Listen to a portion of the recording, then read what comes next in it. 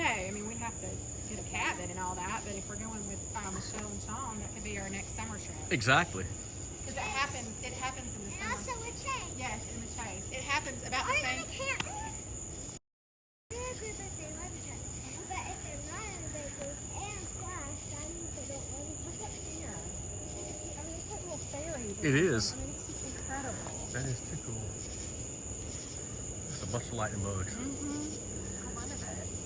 See, we got a lot in this community. Like, I mean, I've never seen it like this. We never seen some in our neighborhood. look at that. Like, I don't remember seeing this, like, in our old. No, I've never seen this many. That's awesome. I mean, it doesn't seem real. I know. Look at them down there. Look at all of that. Yeah. It has to be mating season or something for It them. might be. Because that's what happens in Gatlinburg. It's Yeah. mating season. Yeah, well, that's every time they blink the lights, they're always trying to mate, find their mate, and stuff like that. I know, they're so pretty.